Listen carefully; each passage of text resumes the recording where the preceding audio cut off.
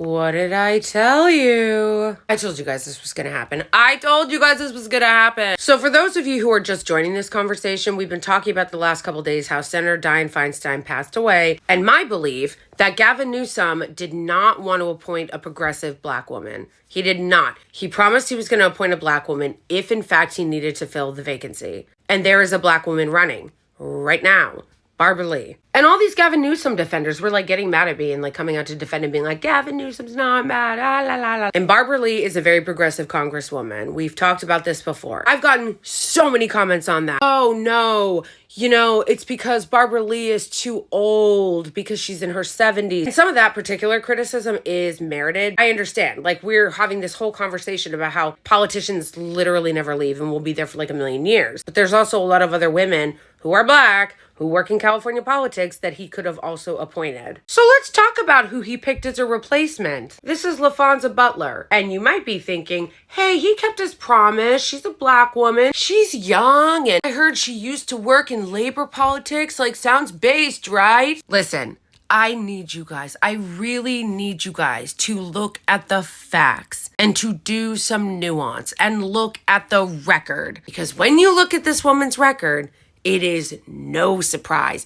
zero surprise that slime ball Gavin Newsom would pick her. Let's go. Now, a lot of this stuff you're not going to hear in the corporate press because corporations like to corporation. They love to cape for corporate politicians, okay? So they're going to do this kind of shit. Miss Butler has been a fixture in California politics for nearly 15 years as a former leader of the state's largest labor union. That sounds awesome. She was an advisor to Vice President Kamala Harris in 2021, and she became the first black woman to take the helm at Emily's List, a fundraising powerhouse dedicated to electing female candidates in support of reproductive rights. I am not a fan of Emily's List because they have a long record of doing chicanery against progressives and anybody slightly on the left in favor of more corporate-friendly candidates. And they use the fact that they're a women's organization in order to shield themselves from criticism. But at least they made sure that reproductive rights were protected in this country, am I right? Those of you who keep getting on me being like, no, it's just temporary. They can't run for Senate. They're just going to pick somebody who's going to be a caretaker role. Wrong. Mr. Newsom's chief spokesman, Anthony York, indicated on Sunday that the governor would not demand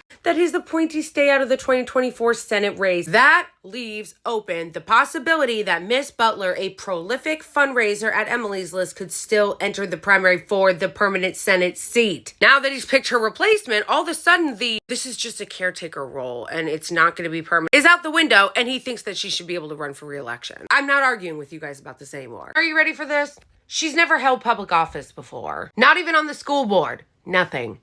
Never held it.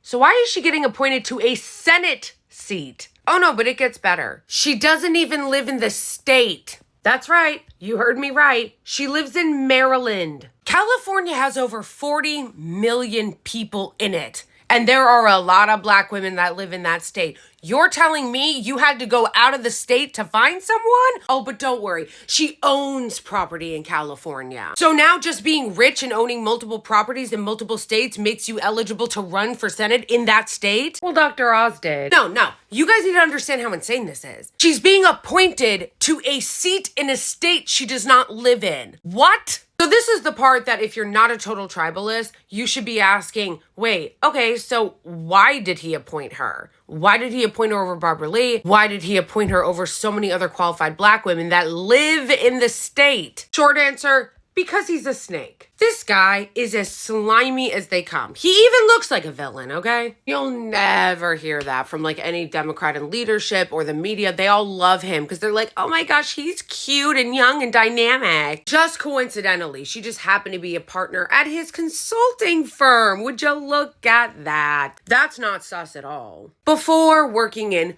public policy for Airbnb, which is a nice way of saying that she was doing lobbying on their behalf in order to crush workers and make it so that they couldn't be classified as employees. Some people are already defending her, being like, oh, she used to be the president of a really good union. Yeah, operative word being used to be. This is not complicated. It happens all the time in Democratic politics.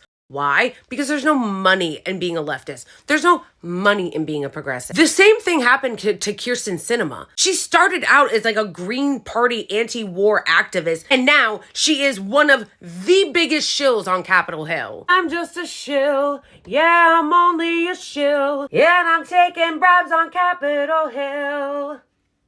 When she's not dancing, doing curtsies while she kills progressive legislation, she's on the phone asking the lobbyists and hedge funds what they would like from her next. And Sinema's one of many. This happens all the time. Somebody goes into politics starting out as like on the left or pro-union, and then the money starts coming in and they get co-opted by the corporatists. Prior to her consulting work, which I should make a whole other video on consulting in politics is just such a fucking grift I can't even. She was president of the largest labor union in California, a healthcare and home care workers union. With this background, claims went viral after Newsom's announcement that Butler had advised Uber during its fight against labor protections for drivers and had worked on political issues for the vacation rental company Airbnb. Both assertions are factual. As journalist Lee Fong reported, Uber paid SCRB, that's the consulting firm that is connected to Gavin Newsom, that she was a partner at, paid at least $183,000 at the time period in which Butler worked for the firm. Back in 2019, Bloomberg labor reporter John Idelson reported on Butler's work for Uber, specifically writing, "One asset for Uber is LaFonza Butler. There, Butler has advised and represented Uber in its dealing with organized labor on employment issues. She helped them ensure that Uber drivers could not be classified as employees, so that they wouldn't be able to get health benefits, wouldn't be able to get all the benefits that somebody who is an employee at a company is entitled to. They were fighting to ensure that they stayed as contractors so they wouldn't have any rights or benefits." She also did lobbying for PG&E. So PG&E also retained SCRB strategies at a time when the utility firm was battling state regulators over upgrades necessary to prevent wildfires and the fallout over a gas explosion that killed 8 and injured 58 residents in San Bruno, California. The company paid Butler's firm $1 million. After working at SCRB Strategies, she left in 2020 to serve. I like how they always say serve whenever somebody's like a lobbyist or a corporate consultant, as if they're doing some type of service for the people. As the North American Policy Director for Airbnb, at which she oversaw the company's lobbying team in DC. This is exactly what I knew would happen. Exactly what I knew would happen. The only thing that like slightly surprises me is that he had the gall to just be like, she doesn't have to live in the state. I'm going to go find someone from a different state. But not only did he go out of his way to not find somebody who was more on the left or progressive, he went out of his way to find a whole ass corporate lobbyist and consulting millionaire. And by the way, he's pretending always to care about what the California delegation thinks or what the Congressional Black Caucus thinks. They literally wrote him a letter saying that he should have appointed Barbara Lee. Don't say that you really care and want to hear the voices of the Congressional Black Caucus when you won't listen to them when they're telling you you should appoint Lee, who has decades. Let's just put her age aside for a second. She has decades of experience. And you're going out here and fixing to appoint someone who's never worked in politics at all. California is an extremely progressive state in general. That's why they keep passing bills that are extremely progressive, and he keeps vetoing them because he's a hack. California deserves better than Gavin Newsom. It is a massive state, and they deserve representation. You all need to pay very close attention because he is going to run for president, and there's going to be so much propaganda around him. There's going to be so many fluff pieces. The media is going to protect him like it's their child, and you need to be aware because he's a wolf in sheep's clothing, and he does not care about the people of the state.